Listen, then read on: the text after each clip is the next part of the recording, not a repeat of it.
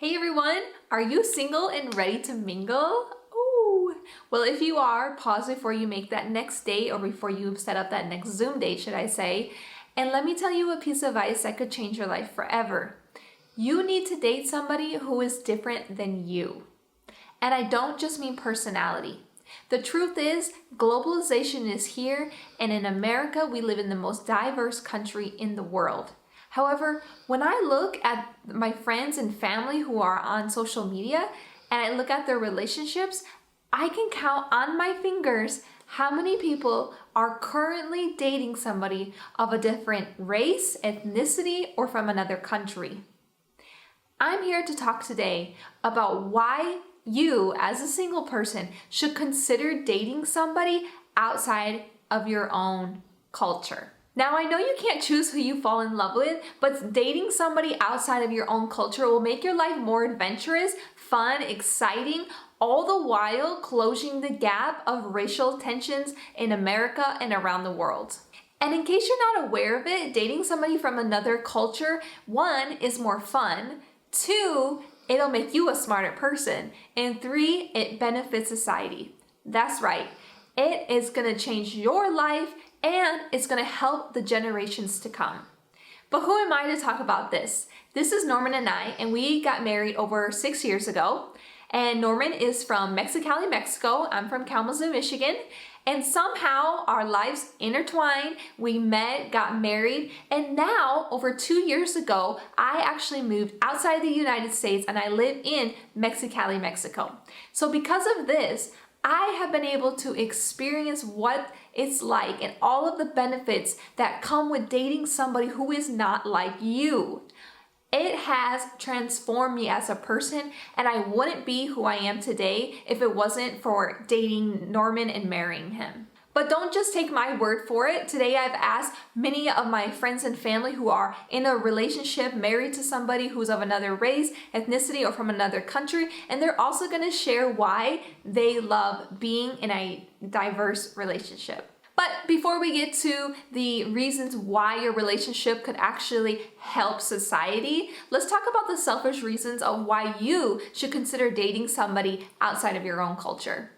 The first reason is that you're gonna be able to try foods that are traditional towards that person's culture. My friend Patty says this: I love learning things that we do differently, and I love the food. Soul food is OMG. So that's right, you're gonna be able to try delicious foods that are from that person's culture. You know, before moving to Mexico and meeting Norman and getting married and meeting his family, I honestly was eating very American food, like macaroni and cheese, hamburger helper, cheeseburgers, hot dogs, pizza, that typical American diet. But ever since moving here and just dating Norman in general, I've been able to try so much delicious Mexican food. And to be honest, most of my diet is eating Mexican food now. And it's so good. And I feel like sometimes the people who have not tried this are literally missing out in life because it's so delicious. The second reason is that you're gonna be able to get to travel and maybe even move to another country, like I did. But this is what my cousin Chelsea said, who moved to Australia, met her husband, and are still living there today. I love being married to somebody from another country. The biggest perk is knowing that our children have so many opportunities being dual citizens. The third thing is you're gonna learn and assimilate new traditions into your family. My friend Amber says this: I love getting an inside look into another culture and being able to learn and glean from it and seeing the amazing hospitality and generosity of the Pakistani culture.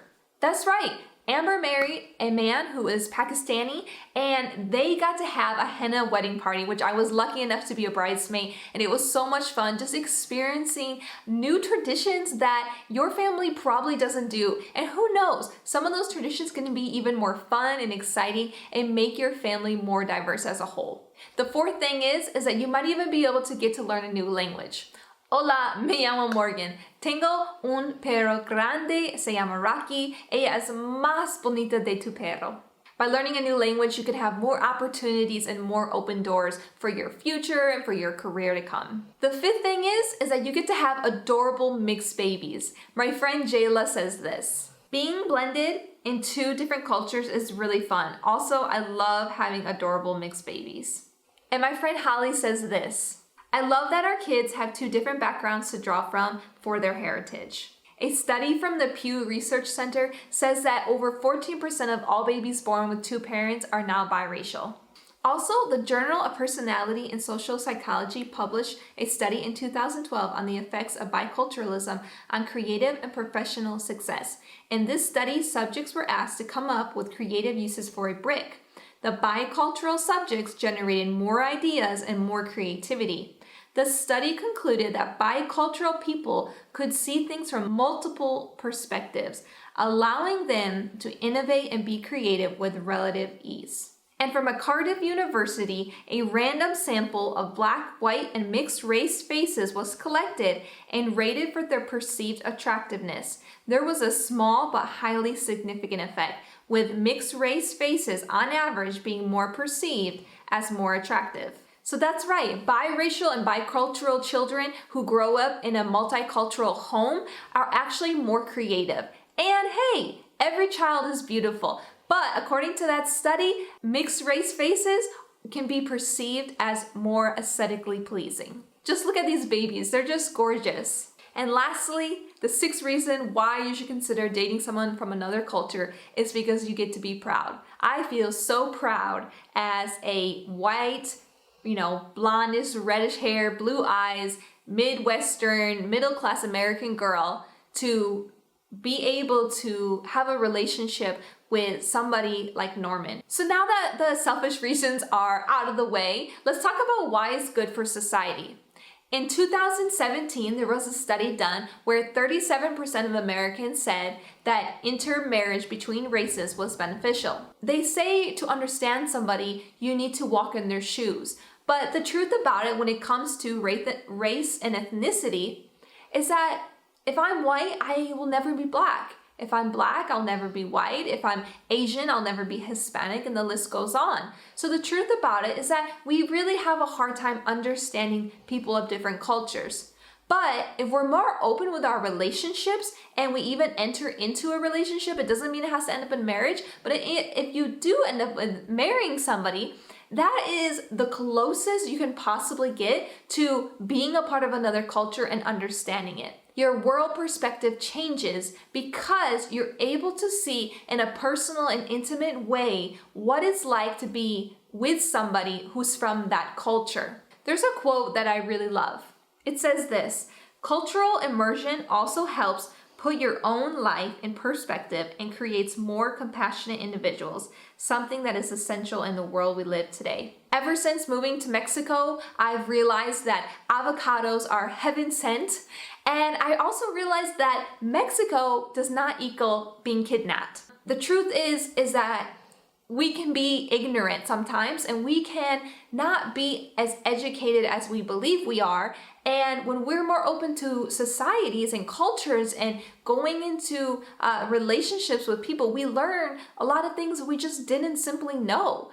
And when I was coming to Mexico, I was a little nervous on our first trip, but the minute I got here, I just felt so happy, so excited to be in another culture, and I fell in love with it so much that 4 years later, we moved here.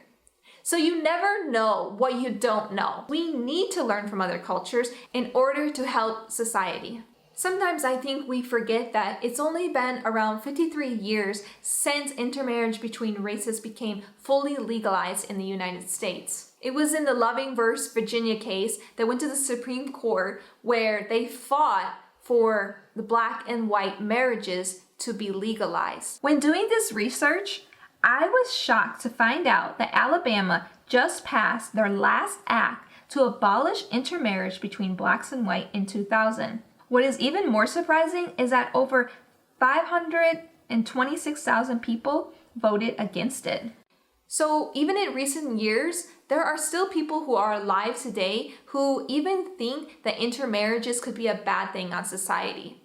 But unfortunately, they just do not understand, nor do they know the benefits of what combining cultures can do to the world. And that's why I'm a firm believer that as people enter into more diverse relationships, intimate relationships that lead to marriage and having children who are biracial, bi-ethnical, that we can actually close the tension in America of the racial issues that we have.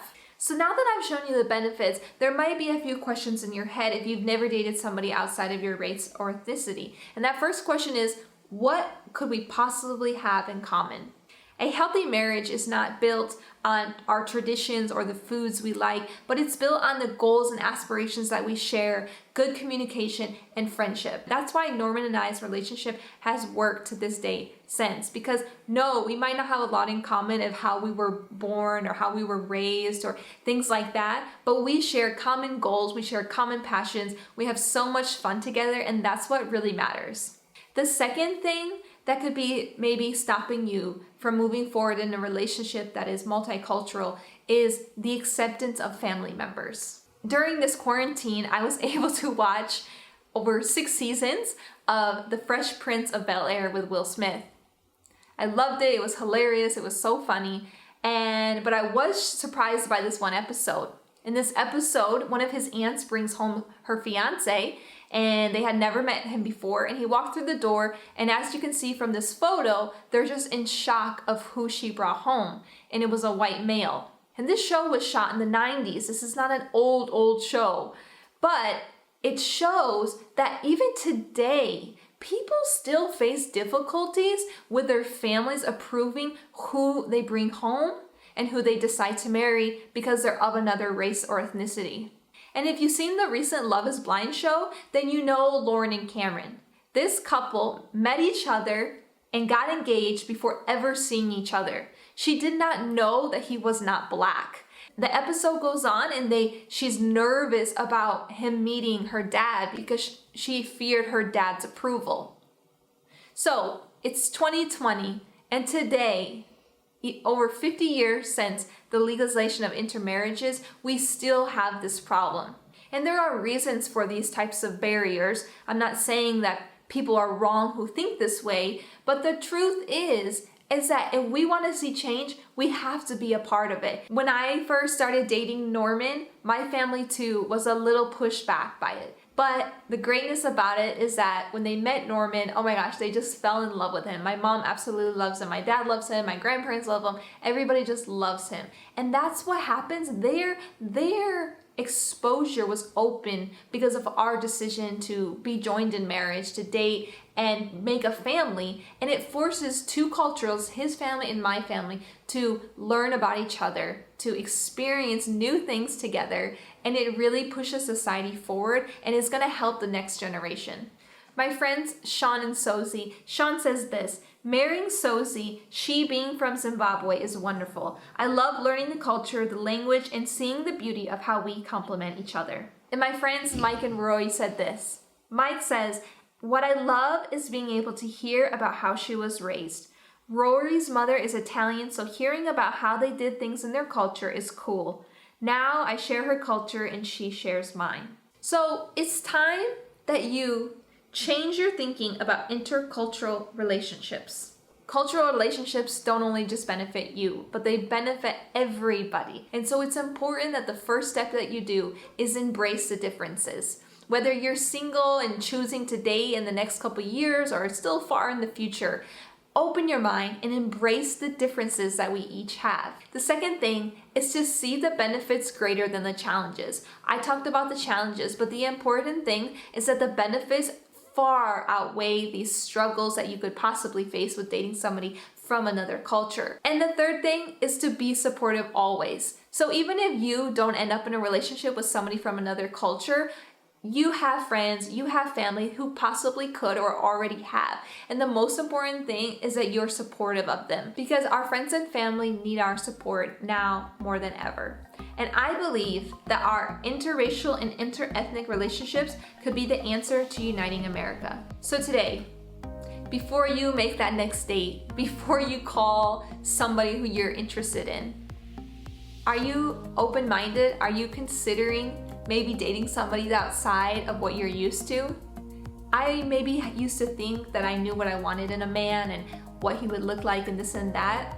But when I met Norman, all of that just fell away. Our cultures, our backgrounds never came between us, but it's actually what makes our relationship stronger. We have so much fun laughing together, experiencing new things together, and it makes life so much more just fun, adventurous, and exciting. So I encourage you today, who will you choose to date next?